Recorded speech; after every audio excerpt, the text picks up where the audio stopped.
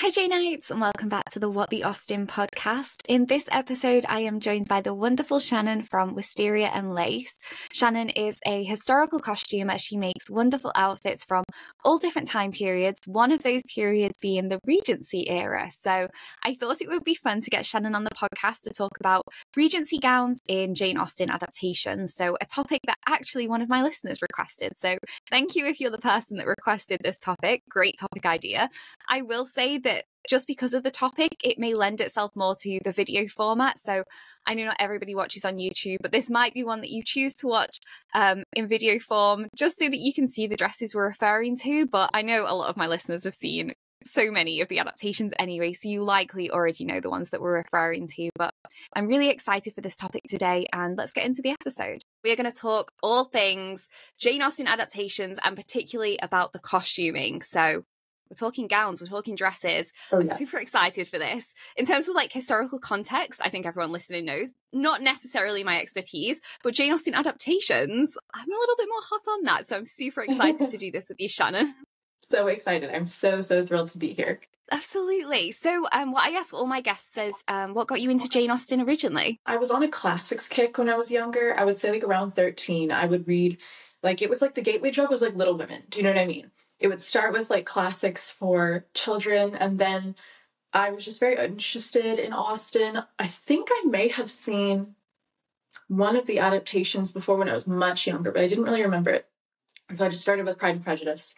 And then I like obviously fell down a total rabbit hole, which has been just completely changed my life. So yeah, honestly, I just started reading them when I was 13, and I was head over heels with the way that people spoke and the way that people behaved, and this like undercurrent of emotion. Of course, it's, you know, a rather more repressed society than we are today, but the way people worked around the rules, the way people dealt with things that they were given, the hand that they were dealt. And of course, it's romantic, it's sweeping, it's gorgeous. So I was totally hooked. I love that so much. Yeah, absolutely. Sometimes I say to people, like, sometimes reading classic literature can feel like reading fantasy novels at times, because it feels like so alien sometimes. Yeah. But then when you get into the nuanced details, you're like, actually, like, some of this stuff's really similar to nowadays. Like how everyone interacts, and like you always see characters like, oh my gosh, I know someone just like that. And so I guess that's why it stands the test of time, even though it feels like a different world. Yeah, absolutely. And I'm also now rereading them for the first time since I was like an adolescent, and I'm coming to them with just such like different meaning. You know, I've lived a little now, I've really met more of those people now. I think it honestly like shaped my worldview, which is hilarious to say, but it totally did. And now coming back to them, it's so fun. I'm honestly really enjoying it. So I'm going in order. I'm starting with Sense and Sensibility, and then I'm going to move on to the next ones that she wrote chronologically. But yeah. Oh my gosh, that's so exciting. I'm so excited for you. Yeah, I'm rereading them constantly in like every stage of life, and honestly, I take new things every time I reread them. Absolutely, so yeah, I'm excited for this time for you.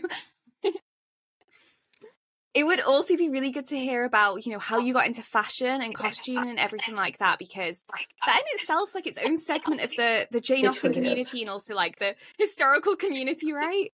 Yeah, absolutely. I remember this vividly. Okay, so when I was 13, I went to Vienna with my family, and I saw in the Hofsburg Palace the iconic portrait of Empress Sisi in that beautiful white gown. I'm sure you know the one I'm talking about. It's got the stars all over it, and her hair is like, you know, in this beautiful updo with stars and that as well. And she's kind of looking over her shoulder. It was just, it still is, I think, one of the best portraits of all time. I just think it's absolutely stunning. I think it does the sitter really well. It does the fashion really well. It's just an excellent example of mid-19th century portraiture. And that totally like screwed me up, girl. I was focused on finding everything out about that woman, Empress Sisi, the painter, Winterhalter, and of course the dress. The dress was like what drew me in initially. And so it became this, again, just like a total rabbit hole I fell down. Definitely propelled by my use of Tumblr back in the day. And so I would just, you know, I learned on there at first, and then I got books. And then I eventually started taking like extracurricular courses on this. And I really just fell in love with the way fashion can be used not only as self-expression, but for political reasons, for storytelling.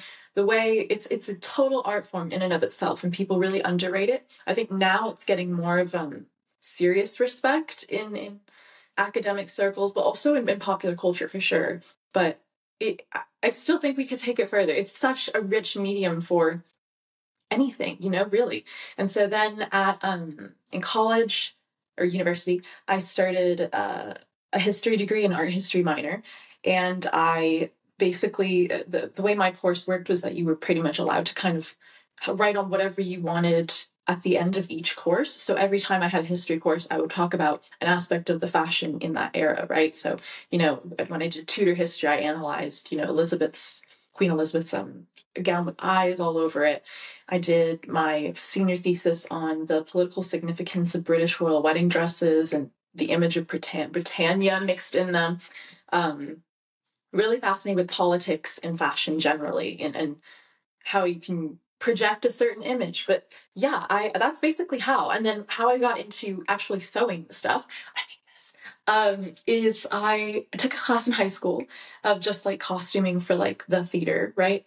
And I just kind of learned basically how to sew, and then kind of put it away for a few years. But I always wanted to, it's such a relaxing and fun activity, and then at the end of it, you get something that's awesome. And it's so practical as well. Yeah, it's amazing. It's a great hobby. It's an expensive hobby, I will tell you that, but it's a great hobby. But yeah, and so it kind of fell off for a few years, but I always really had this love of these clothes and the techniques people used to make them, and the meaning imbued in these clothes.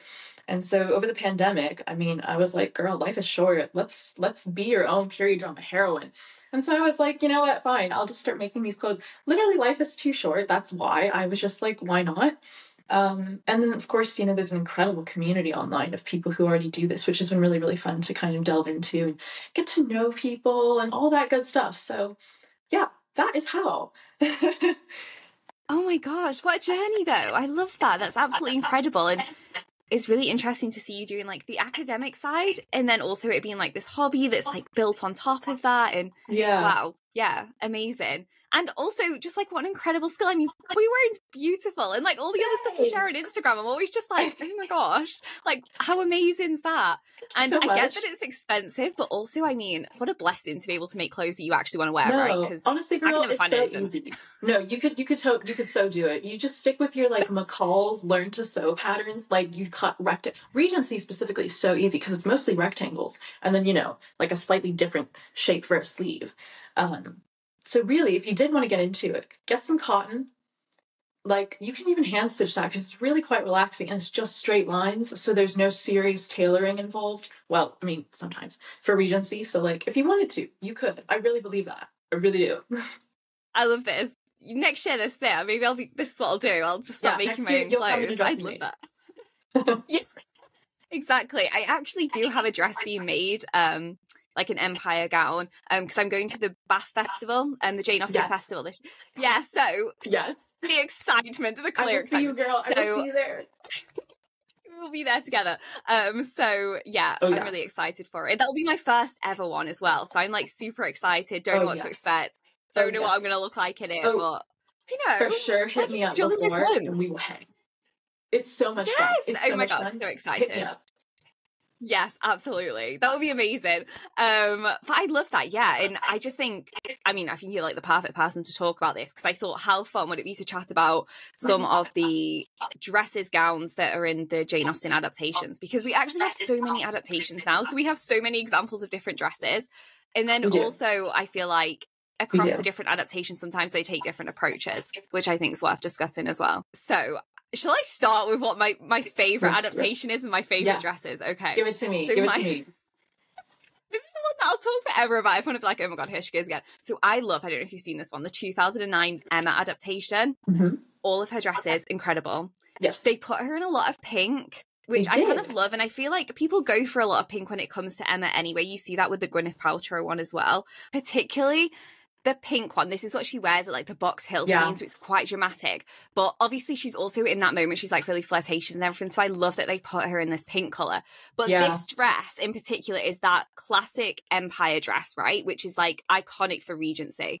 So it'd be really good to chat about that, because I read that started to come into fashion around the 1790s, and then it just like progressed from there. This is why I was really initially interested in fashion and politics intersecting, because it's like they're completely inseparable, especially in this time period. So you get in the late 1780s Marie Antoinette doing that like chemise à la reine, which is that beautiful kind of white, frothy. It looks very light, looks very summery, very pastoral, but it looked much more informal than, of course, what you're thinking of with like the big panniers and huge hair. She wanted something more natural, and eventually that, in tandem with the revolution that was brewing in Paris, and the ideas of, you know, égalité, liberté, fraternité, and this return to kind of really basic Roman Republic ideals kind of culminated in women's fashion really leaning toward this like empire waist. Well, we call it empire for Napoleon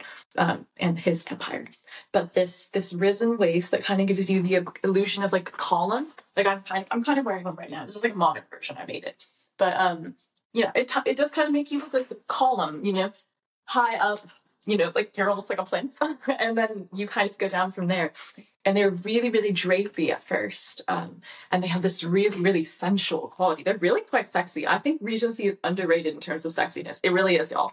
And then eventually that goes from really the strict kind of neoclassical look to what we're seeing in Emma, which is more kind of like mid to, like, I would say like 1806-ish, going into the teens. Before it gets really, really structured. And this is like the classic kind of like Regency silhouette. So you get the really long, but kind of columnar skirt, and then pretty little puff sleeves, which developed, I would say, like after 1802-ish, really. Actually, after 1800, really. They were starting to appear because they were much more fitted before. Oh, yeah. I love this. Oh my gosh. No, this is fascinating. No, this is fascinating because I saw some kind of like actual Regency drawings of like dresses at the time. They kind of look like these little postcards, but when I looked at some of those, they did look like they had a very heavy Roman and Greek influence to them. Like you could see people with like a vase and it's like draped on them and everything. It looks slightly different than what you get in the adaptations, but I can see how it develops into this more structured dress, which you see, like you said, in Emma there with the pink ones. And what I love about it as well is obviously they play around with a lot of colour in these adaptations as well. And I feel like pink is really fitting for Emma.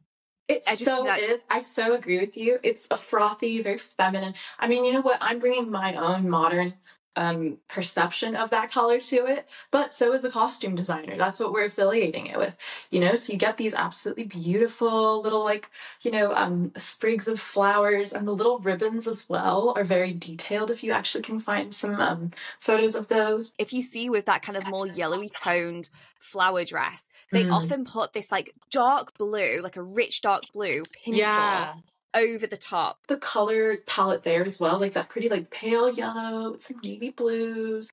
It's very like, it's very effortless. I just love Emma's costumes, really I do.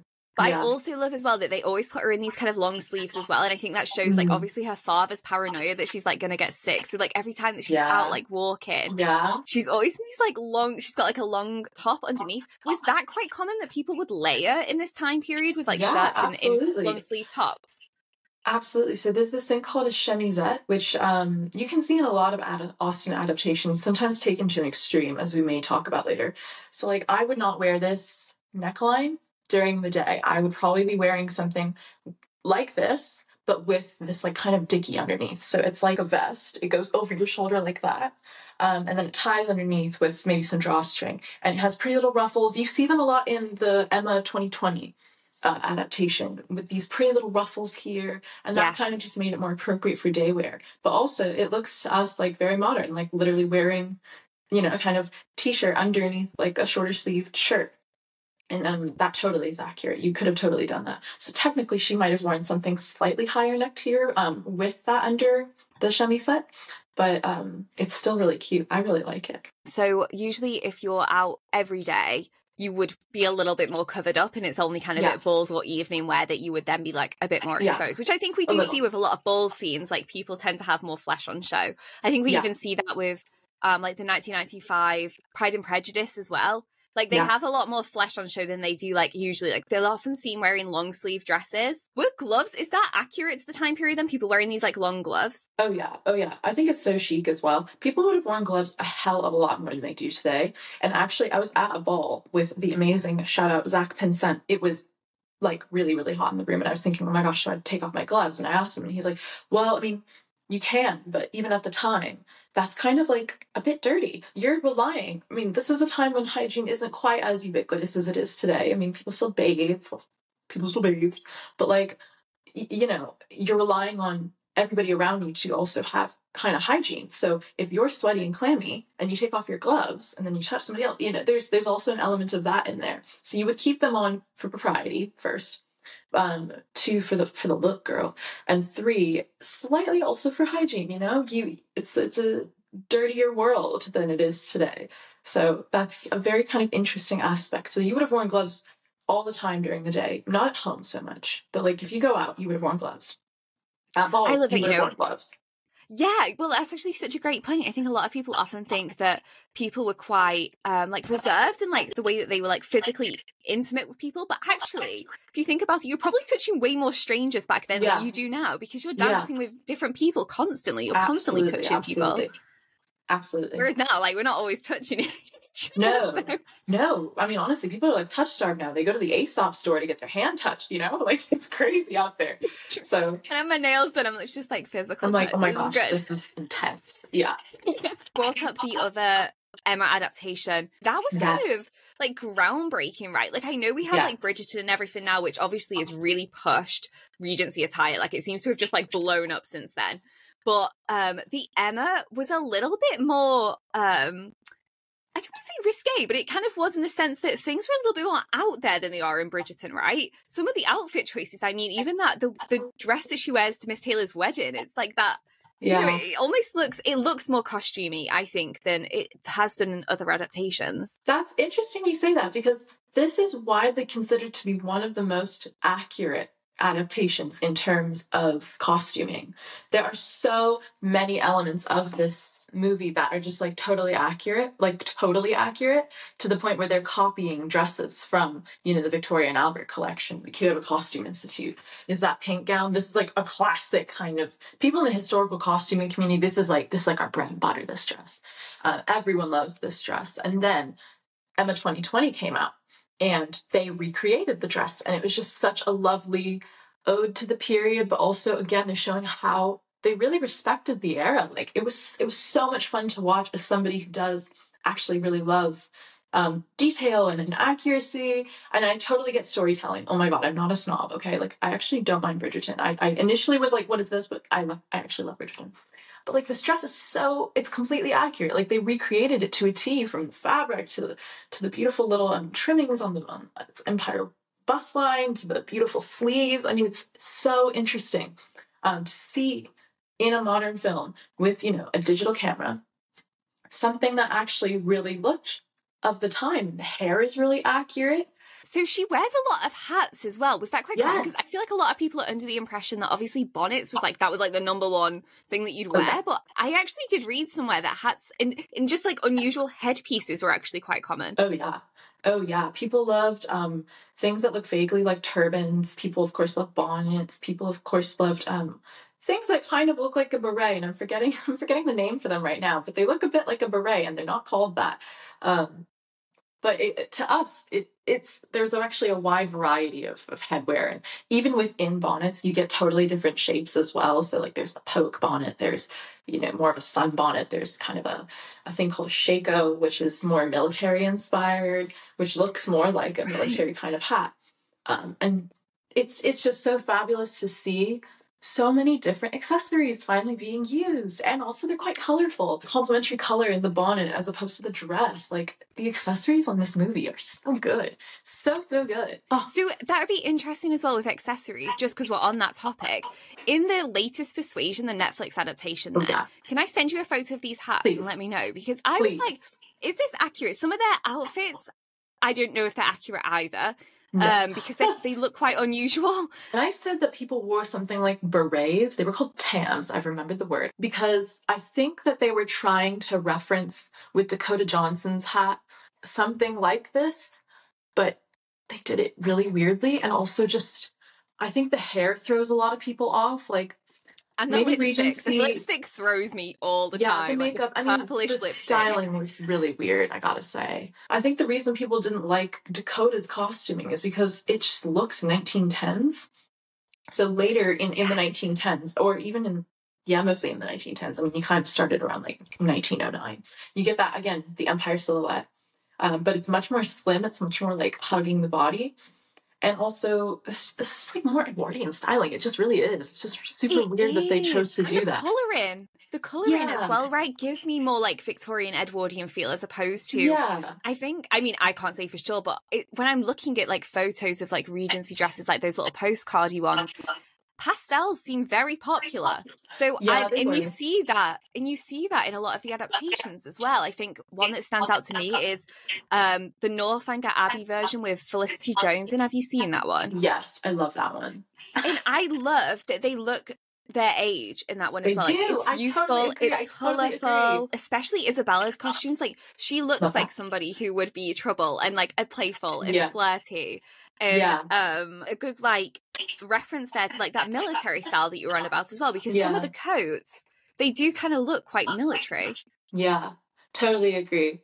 It's interesting that you say that Isabella looks like she could have been more trouble, because this is kind of what I was talking about earlier with that transition from really neoclassical to slightly more just like generally Regency. If you look at that first image, Isabella has an item called an open robe on that is much more early Regency. So open robes were like 1795-ish to about 1800. People didn't really, everything's within reason. People still wore their clothes if they had them, but people would often update them as well. But, that's an earlier style, which, in my opinion, the earlier Regency is much more overtly sexual. It's much drapier. There's much more on display. She probably still would have worn some kind of chemisette, but if she's really going for that 1790s, very sexy neoclassical look, that's like much more accurate. And then you look at Felicity Jones next to her, and that's like way more mid to late Regency. You can see the difference. You can see how it's developed. It's gone from this very kind of drapey garment to something more structured. But in terms of color, there is a misconception that there was exclusively pastels in the Regency era. And I think people think the same about the Rococo as well. I think that's because of like Marie Antoinette 2006 with Kirsten Dunst, because she wanted a specific color palette for that film. And because they did a really good job with the costumes, a lot of people just think, oh, okay, they really only wore macaron colors, or with these adaptations, they really only wore, slightly more muted, slightly paler, more pastel. But the Regency was super colorful. Like, truly, I've seen some bonkers color combinations out there. But it kind of depended on region, etc. So I think a lot of these choices were probably made because, realistically, I don't really know if, somebody in the countryside would be wearing something bright orange all the time, Interesting. So talking about that then, coming back to the 2020 Emma then, so some of those colour choices, very bright. The yellow coat stands out to me. Yes. Oh my gosh, so bright. So bright and colourful and looks so good. So how would people actually colour clothes back then? That's where I have a weak spot. I don't know the actual scientific specifics, but they had like various dyes. This was still before the advent of aniline dyes, which were synthetic essentially. So like if you think of like if you can think of mid like 1850s 1860s, when it starts to get really brightly colored, Civil War era or Gone with the Wind, those have been really brightly colored dresses because they were synthetic dyes at that point, or at least more chemical dyes. They were still using natural dyes here, so of course to get really bright colors you probably also had to spend a little more. But at the same time, muslin, which is this beautiful flowy white fabric that you see pretty much in every Jane Austen adaptation, was like the height of the day. And to get really fine, really sheer, really see-through muslin could be quite expensive because that was coming from India, so the shipping charges, production charges, etc. But it's just a matter of quality. And it's the same with dye. So like you could probably find really bright yellow clothing for slightly cheaper, but would it be that good of quality? Question mark. But yeah, Emma, totally. That's why a lot of people in the historical costuming community absolutely love this Love that adaptation, film. because they show the full spectrum of the Regency, in terms of color, day, night, accessories, bonnets, like the whole thing. They really went there, and I love that for it. It's interesting what you were saying about like muslin as well, because I read that actually in a practical sense muslin was better because it laundered better than like silks. Oh, it does. Yeah, for sure. The only issue that most people struggled with it, which actually a lot of people didn't wear white because of this, is because that was the most difficult to keep pristine. Like it was difficult to keep your white clothes white, so a lot of people didn't wear white. And apparently if you went out in society in white, that was like a status thing, in fact. Yeah, absolutely it was. Absolutely it was. It became more popular during the Regency because, I think this is true, I'm pretty sure it's true, but there's a rumor that Napoleon loved to see Josephine in white, right? And they were like not just the leaders of French society, but also, fashion really at the time. And so Napoleon loved to dress her in really empire waist gowns, but really lots of whites. He just thought it looked really fresh. And so that's why you get this kind of popularity of white in the era, in evening wear especially. But also it's just like kind of versatile. You can really style white much easier than you can, a bright orange gown. So you can wear it to more balls, you can, et cetera, et cetera. I'm just thinking of a dress that I absolutely loved. What's it called? I have a soft spot for her anyway. Mansfield Park. The 1999 one, Mary Crawford, she wears that dark Mary one. Crawford, thank you. Yes. Mary Crawford. Yes, I picked some of her dresses as well because she has some great ones. She slayed very hard. I love Mary Crawford. I think she's extremely misread. Jane Austen even writes she was generally governed by good instincts, by a good heart. So, and also the novel's written from, in a way, Fanny's perspective, but also Fanny has this like insane imagination, and she's also only human. So we're kind of reading everything Mary does through her eyes, but she's still not a bad person. I mean, her biggest Shannyn, you're speaking to the converted, really, trust me. Really practical. I love her. Honestly, everyone a listener will be laughing because they'll be like, you're speaking to the converted, like Izzy's here with Mary Crawford. I love her. There was a dress, black lace sleeves. Yes. I'm looking at that right now. So good. I'm putting it in the chat. I am obsessed with this dress. It's so chic. There's definitely examples of people doing really fun things with sleeves at the time. So it could be accurate. I just think it's a really good storytelling as well. It's so different from what anyone else in the movie wears. I actually love the 2007 one with Billie Piper. Have you seen that one? Yes, I have. So I hate everything that Billie Piper wears in that one. Horrific. I don't know what's going on with half of those outfits. Yeah. But Mary Crawford's dresses do look quite accurate, and they are really nice. Again, those dark colours, like she wears like maroon and just like that maroon she just dress, looks girl, very sensual, right? Yes, I love that dress. Actually, that if we focus on that maroon dress that you're talking about, where she has this like big feather plume in her hair, that's accurate. I mean, you would have done fun things with the sleeves. You would have had crossover bodices. I've made one, like. I feel like Fanny looks slightly medieval though. I don't really get what's going on. Yeah. So that blue dress, especially, that's just 18th century. That literally is just from like 30 years before this movie would have been taking place, really, or 20 at least. But I think maybe they were trying to show like, oh, she's the poor one, so she's getting all the hand-me-downs. But even in that case, like, people wanted to reuse fabric a lot. So like, you would have a dress from 1775, but you had a lot of fabric in that dress. You could just take that to your dressmaker and ask her to like unpick and update the silhouette with the same fabric. So like, maybe there are probably always cases. I mean, again, people had clothes and would wear them. Like I still wear my stuff from 2011 if if it's not bright mint green. But who knows, that might be coming back. But people would have updated their stuff. Like that's why it's always so weird that like people think Queen Charlotte was like always in 18th century dress. No, girl. She wore Regency clothes. In fact, the one actual gown we have that survived of hers is from like the 1800s with that updated bust line.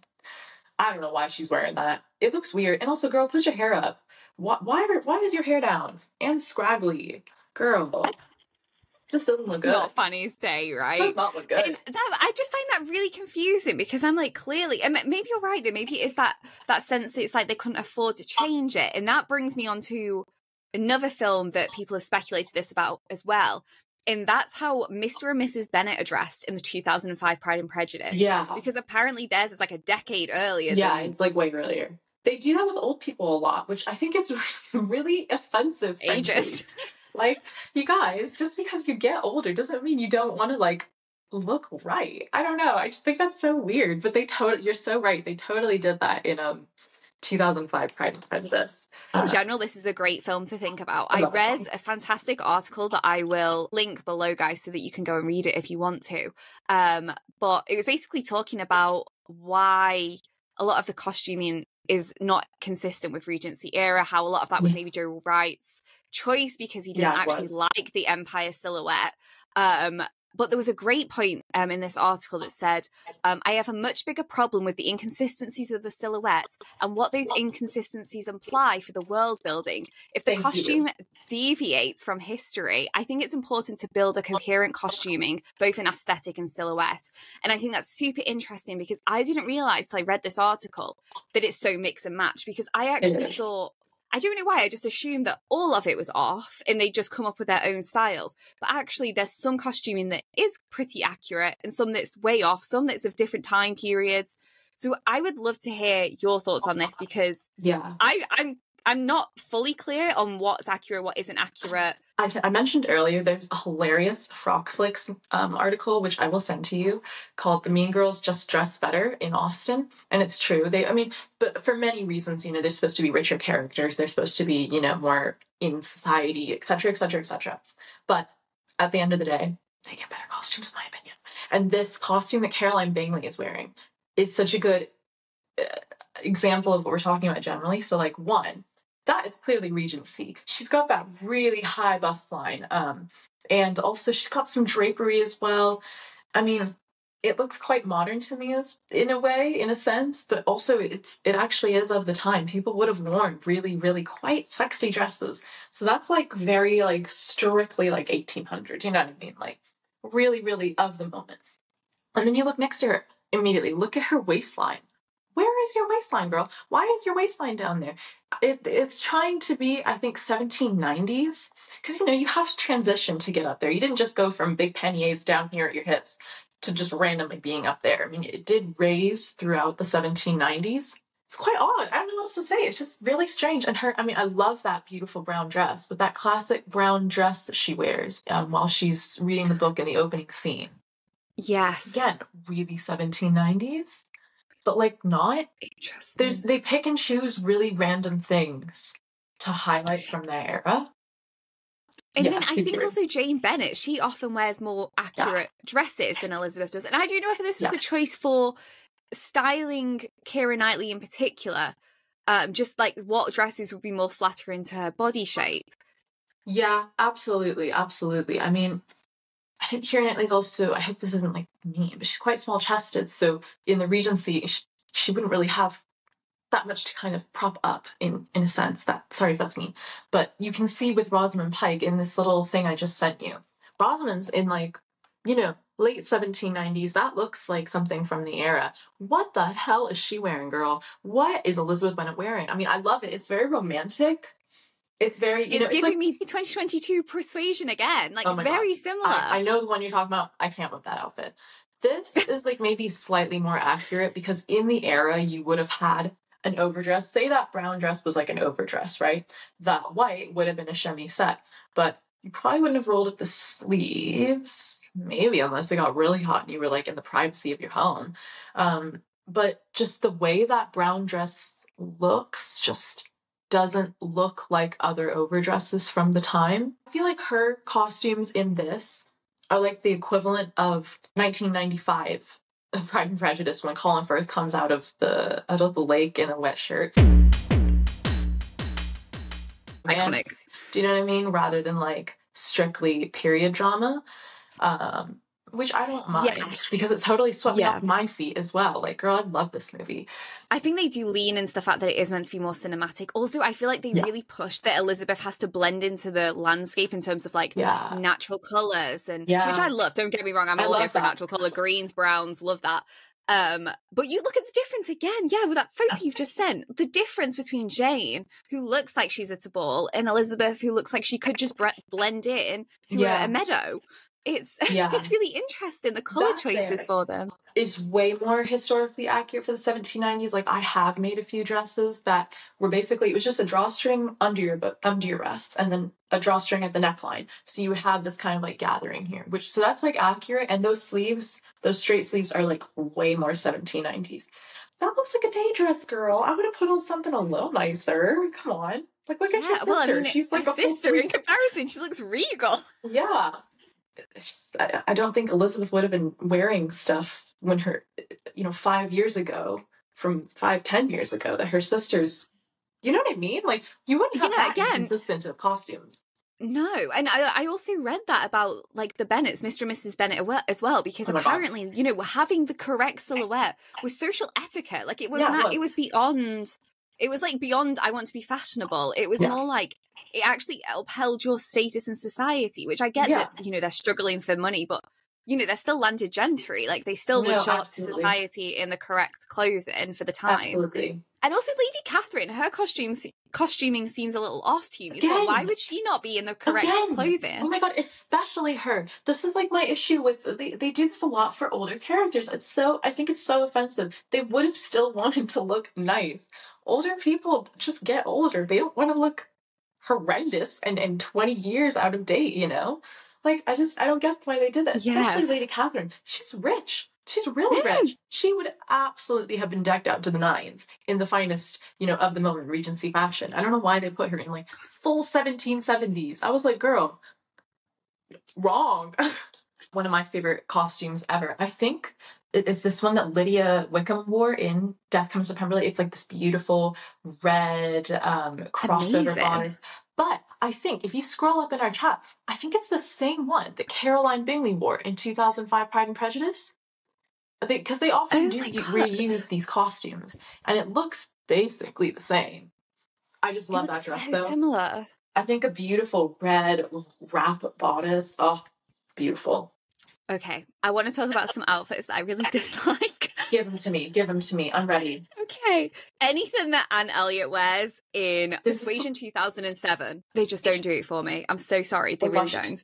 She's got like a purple dress, and then she's got this purple jacket over the top. Now, I know these jackets seem quite iconic, like having these like short cut-off jackets that kind of cut off it just under your bust. Yeah. However, this one, horrific. I can't bear it. It's not my fave. It's not my fave. Also because, oh my God, no, it's so bad. I'm just like looking at it again. Okay, so that's called Spencer. And Spencers could be cute. Like, you could have a really cute little crop little jacket. And people even still kind of wear, like, stuff like that. Like, I see, like, a lot of girls now, like, doing that kind of Y2K bolero vibe, which I think is super cute. So you could have these cute little crop Spencers. But, like, you've seen them in other pics that we've, like, discussed before. They fit. Why is this baggy on the bottom? If it had been at all more defined, I think it would have been slightly more attractive. Also, like, that defeats the purpose. Like, it's supposed to be a tailored garment to keep you warm. Why is it baggy and letting in cold air? Even the ones that fit, though, really aren't flattering. Like the family portrait one, that's just not the one either. I'm just not feeling that. That's so bad. I'm sorry. The coat that kind of looks like curtains, like the pattern on it just really doesn't do it for me. It does. I mean, I guess like having these patterns, would that be quite common? Like, I see a lot of dresses with tiny little flowers on.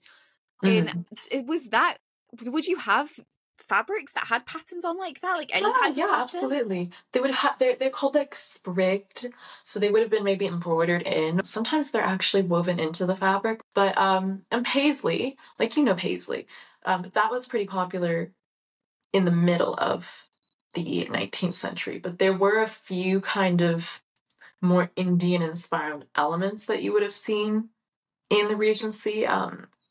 Like a lot of shawls had kind of aspects of, I'm forgetting the actual term, but, paisley aspects. They would have looked a little more inspired by Indian aesthetics. I could maybe see somebody wearing it, but like, it's just not my thing, girl. It's not my thing. I just don't like it. You're right. It's really horrendous. And then even that one that she wears above it as well with this like weird little velvet collar. They just they didn't do her any favors in this movie. And she's a pretty actress. They really just didn't help her out. And the hair as well just didn't look good on her. Back. It's like, no. Also, I'm not being funny, but this guy's not seen you for a decade. Like, oh my God, girl. This is the vibe Curl your that hair. he's coming back to. Like, yeah. No, I totally agree. He's not seen you for a decade, sis. You can wear a nicer dress. And also, obviously, in the book, it says that, like, her youthful glow had, like, faded or whatever, but, friend, that doesn't go to your clothing. Like, your clothing still can hold its own, let's be clear. I think, you know what, but in every... I haven't actually seen the 1995 Persuasion. I've only seen this one and the recent one, and I absolutely hated the recent one. But in both of them, they really, like, try to emphasize that she's, like, aging by putting her in these, like, purples and more muted tones.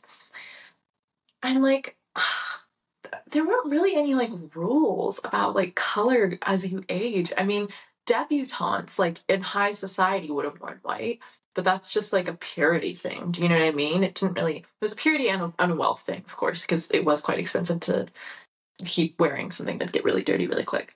But like, would they, once you're married, you wear like plenty of colors. If you were like an aging spinster in this case, I just don't know why they keep putting her in purple. I think it's really like, I get it from a storytelling perspective, but it's a bit not boring. The one, right? And it just doesn't look good. It's that like maturity thing as well. But I actually think a film that does this really well to show maturing, and that is there's a version of, is the Mansfield Park we were talking about before. I think it's the 1999 one with the brunette. They actually do a really good job of showing Fanny maturing, because then they start putting her in this long-sleeved red dress, which I actually think is really flattering on her. It looks really good. Like, I feel like at the start of the film, she's like in like not very colourful stuff, but this shows maturity to her, which I think makes sense for the storyline. It's actually really flattering. No, I totally agree, actually. And even her, like, white dress that she wears at her, like, quote, coming out ball.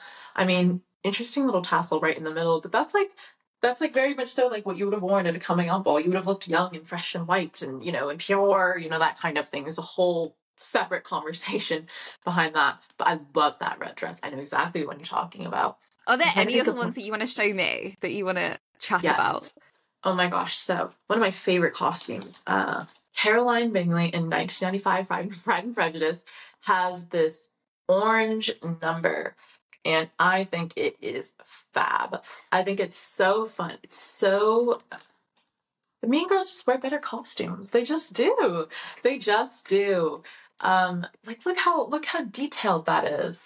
And then, like, look at the jewelry as well, and the hat, and the feathers, and the tassel, or I don't actually know what that is on the shoulder, but it's so pretty. I just think it's such a good costume and does a really good job of showing how in opposition she is to Elizabeth. Like, it's a bright color. It's much more decorated. It's just more intricate and a different color palette than what we see Elizabeth in that whole adaptation too. She just looks maybe slightly more done up. And I think that does both a really good job of showing the class difference, showing the character difference. It's a good costume and it's beautiful. And then I think if you look in comparison to like some of the ones that Elizabeth wears, which I actually quite like Elizabeth's styling in the 1995 one, because I think it speaks to her character. Yeah. But the colours are always so muted. She's always in like browns or like a beige colour or a white. And even this like coat, which I think is actually really lovely, this black coat over like this kind of white dress. But she's got like this brown hat on. Yeah. In comparison, yes, Caroline Bingley is always in these like brighter, bolder colours. And Mrs. Hurst as well. You know, her and her sister together, they both look expensive. Totally agree. And also, I have to say, oh my God, what's her name? The actress who played Elizabeth Bennet in 1995. She just looks good in Regency. She has the figure for it. Do you know what I mean? Like, she makes you want to wear Regency. She looks so nice in those necklines and that bust line. Oh, it's just so pretty on her. It really is. And the hair, actually. I used to not like the hair in that she had in this movie, but I totally get it now. I think it frames her face really beautifully. She just looks good. She just looks good in Jennifer this Ely was silhouette. made for Regency, let's be clear. She really was. She was made for this role. Yeah, she was. Role of a lifetime. Role of a lifetime. Right, is there any other aspects of like Regency costuming that we haven't talked about that you think is like important for people listening to know and people watching to know, just because? Yes, let's talk about underwear very briefly, because it's a weird misconception that people were like tight lacing at this period in time. Girl, look at the clothing. It's a waistline that sits under your bust. Why would you be trying to like get the world's tiniest natural waist if your outfit doesn't even show that off? Like, just think about it. It doesn't make any sense. Do you know what I mean? Like that opening scene of Bridgerton where they're like pulling her in this like long corset. No, that didn't happen. Why would you have done that? And even later in the century, when people were, wearing things at the natural waistline again, people weren't tight lacing all day, every day. That's like, imagine if you were wearing like your most insane shapewear to go to work every day. Like, no, you wouldn't have done that. You might wear your insane shapewear for New Year's Eve, but you're not going to wear it all the time. People weren't tight lacing all the time. And also the type of underwear you would have worn in the Regency, you'll have to show me. Yeah, I'll send you. That's such a good point. I didn't even think about that. Like, why would you be pulling yourself so tight when your dress cuts off and it's like A-line, isn't it? It like falls, so you wouldn't even need to. So there's like two main types of underwear in this period that would have been what we might call a corset. So first of all, they're called stays in this period still. A corset doesn't really start being called a corset until like the mid 1830s, late 1840s, because until then they were stays, which it's like a holdover from the 18th century, but really so it looks like a little balconette bra essentially. That's what you would have worn for a good portion of the Regency, is this like little kind of like balconette bra situation. And I have to wear them when I make Regency costume. Girl, they are so comfortable. They're so comfortable actually. Like this notion that you would have been tight lacing is insanely weird. So you would have worn that for the first bit of the Regency. And then later on, when the dresses become slightly more structured and less flowy, you might have started wearing long stays, but these were corded. So if you think of corset, you think whale gown, right? No, not in this. In long stays, which kind of give a similar vibe to corsets. It's like, again, it's like a transition period into the strict kind of Victorian era that we're thinking of. This would have just been made of like mostly cording, and then you see that one piece of wood go down the middle just to kind of give you like that upright, but it's not an uncomfortable garment. It's actually really comfortable.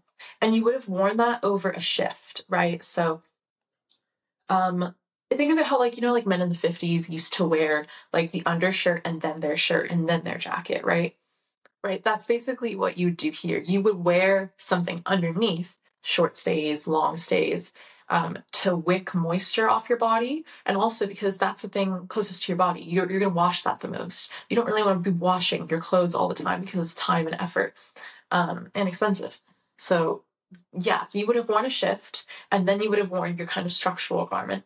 And then you would have worn a petticoat or two, right? So, and there's like many examples of petticoats. You can wear some that cover your bust. The one I have for Regency actually stops underneath my bust and just has like two straps that attach to the back. But like, that's a thing in a lot of adaptations. They just constantly have this like tight lacing scene. And it's like, why would you be tight lacing? It makes no sense. Even in the 2005 one, there's that scene where Lydia's being like forced into her dress, and it's like, why? What are you doing it for? Yeah, the dress skims your body. See this. Yes.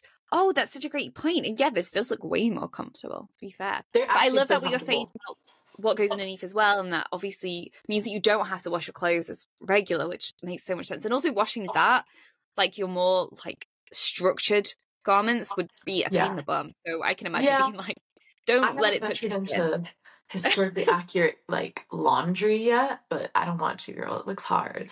So fascinating. I love all of this, honestly, and I feel like we could talk forever on. Oh my god, totally. All of these, and I just love it. We could have gone adaptation by adaptation, and maybe if people really enjoy this episode, let us know, because we could definitely do that. Girl, right? We could go back. I will tell you who ate, who left no crumbs, and who wallowed away. I love it. I feel like that would be so fun to do, like to chat about. But thank you so much for coming on. I've had such a blast today, honestly. How fun to do this. Do you want to let everyone listening know where they can find you on Instagram or anywhere like that? Yeah, so I'm Shannyn, and I'm at wisteria.and.lace. So if you search Wisteria and Lace, it will come up. And I just do like historical costuming, like as a hobby for fun on Instagram. I don't know. I keep it light. I keep it fun. I just like to party in some old people clothes because I think they're really pretty. But yeah, that's kind of me. So it's something that's developed from a love to a passion to a hobby. So this has been super fun. I think you totally hear what I'm saying. Like, girl, I just love the clothes. But yeah, you can just find me on Instagram. I'm just literally chilling over there. Amazing. And I will tag you below so that people can find you easily. That's everything from us today, and I will see you in another episode.